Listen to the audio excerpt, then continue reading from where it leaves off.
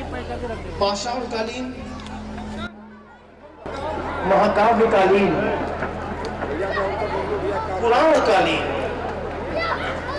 कृष्ण का जहां चरण पड़ा है, और सौभाग्य से आज जो हम लोग को मोमेंटो दिया गया है वो भी गोवर्धन उठाए हुए दिया गया है, जहां भगवान श्री कृष्ण ने कई राजाओं को कारागार से मुक्त किया था। ऐसी पावन नगरी में आप सभी को बैठने, रहने इत्यादि का अवसर मिला है, और सौभाग्य से हम काशी के भी रहने वाले हैं, और उतना ही आदर्श, उतना ही वैभव इस सोनभद्र को भी है, जिसमें गुप्त काशी के रूप में आपकी इस नगरी को जाना जाता है।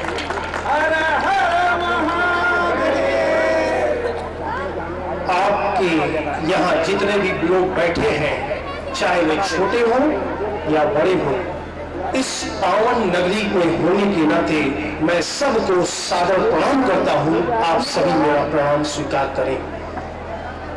हमारे बीच में एक ऐसा व्यक्तित्व बैठा हुआ है, और मैं यकीन बताता हूं कि आज जो कुछ भी हमारे कंठ से या मुखार बिंदु से प्रस्फुटित होगा, वह सब उन्हीं की देन है, सब उन्हीं को समर्पित है, और उस शख्स का नाम है काशी हिंदू विश्वविद्यालय के प्रोफेसर गिरीश चंद्र त्रिपाठी जी, जो यहाँ आज मुख्य अतिथि के रूप में प्रतिष्ठित है। और मैं विशेष रूप से उन्हें सत्य, त्याग और चरित्र का संगम मानता हूं, क्योंकि वे प्रयागराज संगम को भी आह्लादित करते हैं, वैभव प्रदान करते हैं। ऐसे गिरीश चंद्र त्रिपाठी जी, जो हमारे कुलपति भी रहे हैं, और सब कुछ मेरी पूरी की पूरी भावनाएं, और जब मुझे पता चला कि आप यहाँ पर आ रहे हैं, तो यकीन मानिए जो प्रतिशत 50% था वो कम से कम 100% बन गया, और मुझे बड़ा अच्छा लगा कि आज हमारे बीच में, आज हमें अपने पूर्व कुलपति से मिलने का अवसर मिलेगा। यह हमारे लिए बड़े सौभाग्य की बात है। मैं 2-3 बातें कह करके अपनी वाणी को विराम दूंगा, क्योंकि राष्ट्र सर्वोपरि है। मनुस्मृति का 7वें अध्याय का 113वां श्लोक कहता है, राजा राष्ट्र को सुरक्षित रखे। और यही बात हमारे पंडित दीनदयाल उपाध्याय ने भी उठाई थी कि राज्य सर्वोपरि है, राष्ट्र सर्वोपरि है, देश पर सर्वोपरि है, और जो देश, राष्ट्र और काल पर संकट उत्पन्न हो, तो ब्राह्मणों को भी शास्त्र छोड़कर के शस्त्र ग्रहण करने का आधिपत्य है, अधिकार है। मैं बच्चों के लिए बात करना चाहूंगा जो यहाँ है। सत्य बोलिए, सत्य बहुत आवश्यक है। हमारे यजुर्वेद में कहा गया है, जो व्यक्ति सत्य को उपस्थित करता है वह वैभव को उपलब्ध होता है। और यही बात बड़ा इतिहासकार अनुभवी भी करता है, सत्य बोलो भले ही वो तुम्हारे विरुद्ध ही क्यों न हो। दूसरी महत्वपूर्ण बात है त्याग की। एक कहानी के माध्यम से बच्चों को बताना चाहता हूं। बुद्ध कुटिया में विराजमान थे। आप लोग समझ लीजिए कि अगर मैं बुद्ध की बात कर रहा हूं तो यकीन मानिए बुद्ध सनातन हिंदू थे। उनकी मृत्यु के उपरांत जो धर्म चलाया गया था वह बौद्ध धर्म था। बुद्ध हिंदू थे। लोग आ और जा रहे थे, बड़े दुखी मन से कुटिया में आते थे, और जब निकलते थे तो बड़े प्रसन्न भाव से निकलते थे। दूर बैठा हुआ एक निर्धन देख रहा था, और जब शाम हो गई तो वो बुद्ध के पास गया और कहता है, महाराज क्या बात है? लोग दुखी मन से आते हैं और प्रसन्न भाव से निकलते हैं, क्या मंत्र आप दे देते हैं?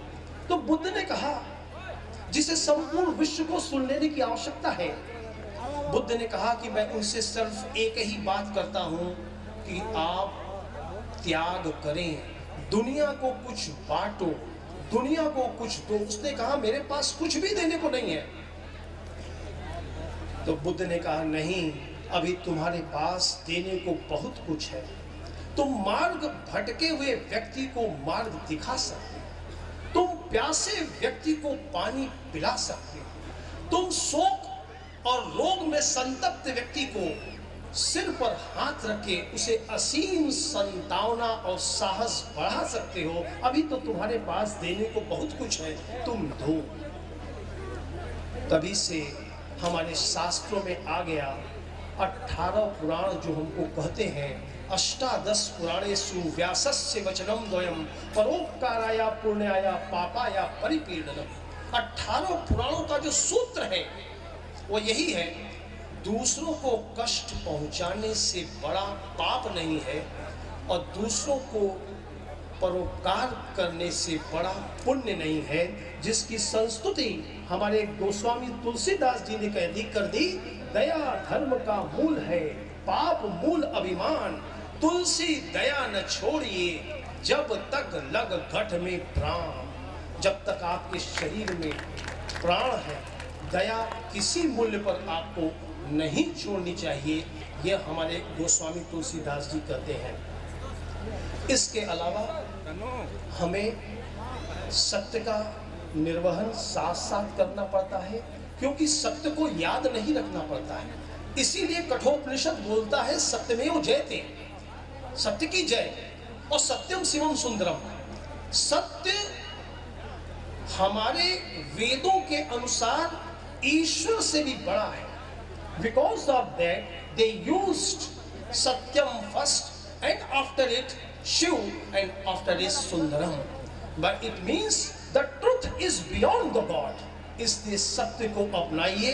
मैं एग्जाम्पल देना चाहता हूँ, बेईमान से बेईमान आदमी ईमानदार से ईमानदार नौकर रखना चाहता है, क्योंकि ईमानदारी और सत्य की वैल्यू है। त्रेता में भी रही है, द्वापर में भी रही है, और यकीन मानिए कलयुग में भी रहेगी। भले ही सत्य थोड़ी देर को विघटित हो सकता है, परेशान हो सकता है, लेकिन पराजित असंभव है। इसलिए मैं कहता हूं कि अपने छात्रों से यह कहता हूं, जिसके पास सत्य है, जिसके पास चरित्र है, उसको दुनिया की कोई ताकत परास्त नहीं कर सकती है। मैं छात्रों से कहता हूं, अथाह ज्ञान से ज्यादा अच्छा है चरित्र और आचरण में उतारा हुआ मुट्ठी भर ज्ञान। इसलिए अपने चरित्र को संवारिए, और जो व्यक्ति चरित्र को संभाल लेगा वो निश्चित रूप से अजेय हो जाएगा, उसे परास्त करना असंभव हो जाएगा।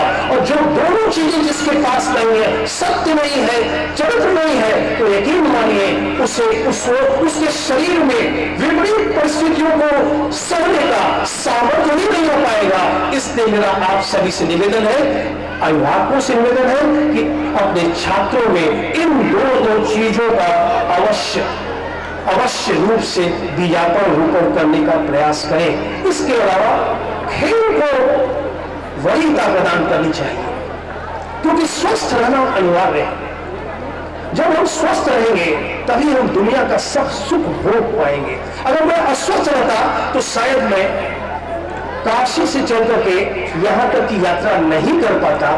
स्वस्थ हूं तो चला आया।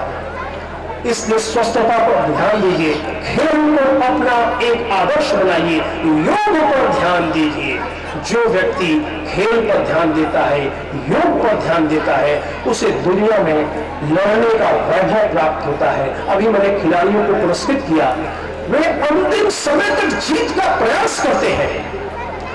आगे वाले का 15 पॉइंट बन गया है, पीछे से मैं 5 पॉइंट लेकर के 15 पॉइंट पर चढ़ने का प्रयास करता हूं।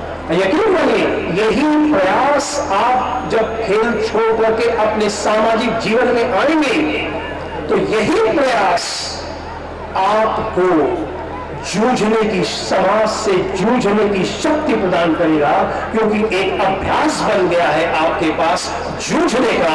आप बहुत विपरीत परिस्थितियों में भी घबराएंगे नहीं, आपके पास दोनों, यकीन मानिए जब मैं खिलाड़ी रहा तो रोज खेलता था, हारता भी था तो रात को नींद नहीं आती थी, जीतता था तो खुशी के मारे नींद नहीं आती थी, लेकिन बाद में हार जीत के मुझे इतना मजबूत बना दिया कि दोनों समय हारूं चाहे जीतूं घराटेदार नींद लेता था।